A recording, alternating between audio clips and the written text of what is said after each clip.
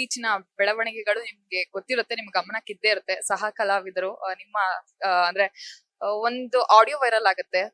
ಅವ್ರ ಪರ್ಸನಲ್ 1000 ಇದ್ರು ಕೂಡ ಒಂದು ಆಡಿಯೋ ವೈರಲ್ ಆಗುತ್ತೆ ದೊಡ್ಡ ದೊಡ್ಡ ಸ್ಟಾರ್ ಗಳ ಬಗ್ಗೆ ಒಂದ್ ರೀತಿ ಮಾತನಾಡುವಂತದ್ದು. ಸೊ ಇದನ್ನೆಲ್ಲ ನೋಡಿದಾಗ ಒಬ್ಬ ಸಹ ಕಲಾವಿದನಾಗಿ ಏನ್ ಅನ್ಸುತ್ತೆ ಅಂತ ಹೇಳಿ. ಏನಿಲ್ಲ ಮೇಡಮ್, ಈಗ ಯಾರು ಸುಮ್ಮನೆ ಬಂದಿರಲ್ಲ, ಎಲ್ರು ಅವರು ಶ್ರಮ ಪಟ್ಟೆ ಬಂದಿರ್ತಾರೆ. ಸೊ ನಾವು ಯಾರಿಗೂ ಯಾರ ಬಗ್ಗೆ ಮಾತಾಡುವಂತ ಅರ್ಹತೆ ಇಲ್ಲ, ಯೋಗ್ಯತೆ ಇಲ್ಲ. ಸೊ ಅದನ್ನ ಮಾತಾಡಬಾರ್ದಾಯ್ತು. ಯಾವ ಟೈಮಲ್ಲಿ ಮಾತಾಡಿದಾನೋ ಏನೋ ನಮಗೂ ಗೊತ್ತಾಗ್ತಿಲ್ಲ. ಸೊ ನಾನು ನೇರವಾಗಿ ಭೇಟಿ ಆಗಿಲ್ಲ, ಭೇಟಿ ಮಾಡಿ ಮಾತಾಡಿಲ್ಲ.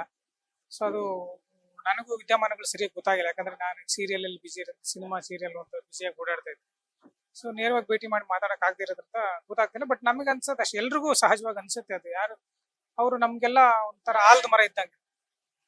ಮತ್ತು ಸೂಪರ್ ಸ್ಟಾರ್, ಯಾರು ಸೂಪರ್ ಸ್ಟಾರ್ ಸುಮ್ಮನೆ ಆಗಲ್ಲ. ಸೊ ಅವರು ಗ್ರೌಂಡ್ ಲೆವೆಲ್ ಎಲ್ಲ ಬಂದಿರ್ತಾರೆ. ಸೊ ಅದನ್ನೆಲ್ಲ ನೋಡ್ಕೊಂಡು ಮಾತಾಡಬೇಕು. ಮಾತಾಡಿದ್ದಾರೆ. ಅದು ಹಿರಿಯರು, ತಿಳಿದಂಥವ್ರು, ಚಿತ್ರರಂಗದ ಗಣ್ಯರು ಎಲ್ಲ ಸೇರ್ಕೊಂಡು ಏನೋ ಒಂದು ತೀರ್ಮಾನ ಮಾಡ್ತಾ ಇದ್ದಾರೆ. ಸೊ ಅದೇನ್ ತೀರ್ಮಾನ ಆಗುತ್ತೆ ಅಂತ ನಾನು ಕಾಯ್ತಾ ಇದ್ದೆ. ರಾಕೇಶ್ ಪೂಜಾರಿ, ಪ್ರತಿಯೊಬ್ರು ಕೂಡ ಈಗ್ಲೂ ಅದು ನಂಬಕ್ ಆಗ್ತಾ ಇಲ್ಲ. ಲೈಕ್ ನಿಮ್ಗೆ ಎಲ್ರಿಗೂ ಲೈಕ್ ಒಂದು ಫ್ಯಾಮಿಲಿ ತರ ಇದ್ರಿ ನೀವೆಲ್ರು ಕೂಡ. ಇವನ್ ದಿವ್ಯಾ ಅವರು ಕೂಡ ಅವತ್ತು ನಾವು ನೋಡಿದ್ವಿ. ಹೇಗ್ ಅನ್ಸುತ್ತೆ ಸರ್, ಲೈಕ್ ಈ ತರ ನಮ್ ಜೊತೆಯಾಗಿದ್ದವರು ಏನೋ ಅಕಾಲಿಕವಾಗಿ ಸಡನ್ ಆಗಿ ಆತರ ಎಲ್ಲ ಆದಾಗ? ಆಗ್ಬಾರ್ದಿತ್ತು ಮೇಡಮ್, ಮೊದಲನೇದಾಗಿದ್ದು. ಗೊತ್ತಿಲ್ಲ, ಅದೇ ಡೆಸ್ಟಿನಿ ಆಕ್ಚುಲಿ. ನಾವ್ ಅನ್ಕೋತೀವಿ, ನಾವ್ ಹಂಗ್ ಮಾಡ್ತೀವಿ, ಹಿಂಗ್ ಮಾಡ್ತೀವಿ, ಅದಾಗ್ತೀವಿ ಅಂತ. ಸೊ ಅವ್ನು ಗಟ್ಟಿಮುಟ್ಟಾಗಿ ಇದ್ದಿದ್ದು ಆಕ್ಚುಲಿ. ಎಷ್ಟು ದಷ್ಟಪುಷ್ಟ, ಗಟ್ಟಿ, ಆಮೇಲೆ ಎಷ್ಟು ಎನರ್ಜಿ. ಒಂದು ಏನಾದ್ರು ಸ್ಕಿಟ್ ಮಾಡ್ಬೇಕಿರ್ಲಿ, ಆಕ್ಟ್ ಮಾಡ್ಬೇಕಿರ್ಲಿ, ಸೊ ಆಮೇಲೆ ಡ್ಯಾನ್ಸ್ ಮಾಡ್ಬೇಕಿರ್ಲಿ, ಎಷ್ಟು ಎನರ್ಜಿ ಹಾಕೋನು ಅಂದ್ರೆ ಅವನಷ್ಟು ಎನರ್ಜಿ ನಮ್ಗೆ ಹಾಕಕ್ ಆಗ್ತಿರ್ಲಿಲ್ಲ. ಅಷ್ಟೊಂದು ಆಕ್ಟಿವ್ ಆಗಿದ್ದ ಪರ್ಸನ್ ಅದು. ಸೊ ಏನು ದೇವ್ರು ಸಡನ್ ಆಗಿ ಕರ್ಕೊಂಡ್ರೆ ನೋಡಿ. ನಮ್ಗೆ ಒಂದು ಸಿನಿಮಾ ಮಾಡ್ತಾ ಇದ್ವಿ ಎಲ್ಲ, ಮಂಗಳೂರು ಟೀಮ್ ಇದೆ ಆಕ್ಚುಲಿ. ಮಂಗಳೂರು ಟೀಮೇ ಮಾಡ್ತಿರುವಾಗ ಅವರು ಒಂದು ಕ್ಯಾರೆಕ್ಟರ್, ಕುಡುಕನ್ ಕ್ಯಾರೆಕ್ಟರ್ಗೆ ಯಾರಾದ್ರೂ ಬೇಕು ಮಂಗಳೂರಲ್ಲಿ ಮಾತಾಡೋದು ಅಂತ ಹೇಳಿದ್ರು. ನಾನು ಅರವಿಂದ್ ಬೋಳಾರ್ ಅವರು ಕಾಂಬಿನೇಷನ್ ಮಾಡ್ತಾ ಇದ್ದೆ. ಸೊ ಹೇಳಿ ಅಂದಾಗ ಸೊ ನಾನು ರಾಕೇಶನ್ ರೆಫರ್ ಮಾಡಿದ್ದೆ. ಸೊ ನೋಡಿ ಸರ್, ಇಲ್ಲಿ ಅವರೇ ಮಾಡ್ತಾರೆ ಚೆನ್ನಾಗಿ. ಸೊ ಪಾತ್ರ ಎಷ್ಟು ಚೆನ್ನಾಗಿ ಮಾಡಿದ್ರು ಅಂದ್ರೆ ಡೈರೆಕ್ಷನ್ ಟೀಮ್ ಅವ್ರು ನನಗೆ ಥ್ಯಾಂಕ್ಸ್ ಹೇಳ್ತಾರೆ.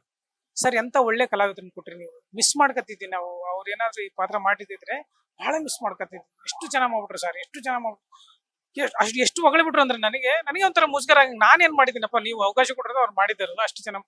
ಅಂದ್ರೆ ಒಂದು ಪಾತ್ರಕ್ಕೆ ಅಷ್ಟು ಜೀವ ತುಂಬೋದು, ಅಷ್ಟು ಡೆಡಿಕೇಟ್ ಹಾಕೋರು. ಸೊ ಅವರು ಒಂದು ವೇದಿಕೆಯಲ್ಲಿ ವೈಲ್ಡ್ ಕಾರ್ಡ್ ಎಂಟ್ರಿಯಲ್ಲಿ ಬಂದು ಮುಖ್ಯ ಭೂಮಿಕೆಗೆ ಬಂದು ಒಂದು ವಿನ್ನರ್ ಆಗ್ತಾರಂತಂದ್ರೆ ಸೊ ಅದು ಸಾಮಾನ್ಯ ವಿಷಯ ಅಲ್ಲ.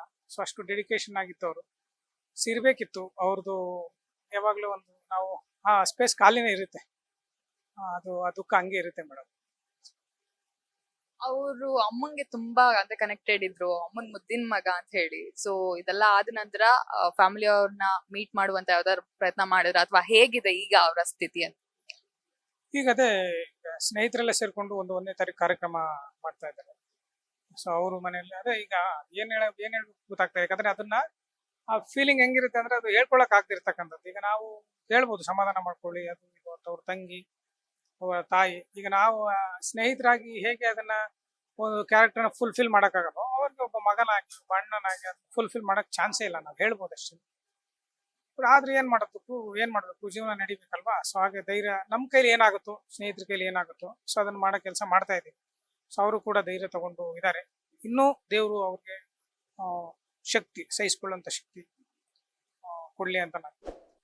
Thank you so much. ಇಷ್ಟೊತ್ತು ಟೈಮ್ ಕೊಟ್ಟು ನಮ್ ಜೊತೆ ಮಾತನಾಡೋದಕ್ಕೆ. ನಿಮ್ಮ ಈ ಪ್ರಾಜೆಕ್ಟ್ಗೆ, ನಂದಗೋಕುಲಕ್ಕೆ, ಮುಂದೆಲ್ಲ ಪ್ರಾಜೆಕ್ಟ್ಸ್ಗೂ ಕೂಡ all the best. Thank you madam, thank you so much.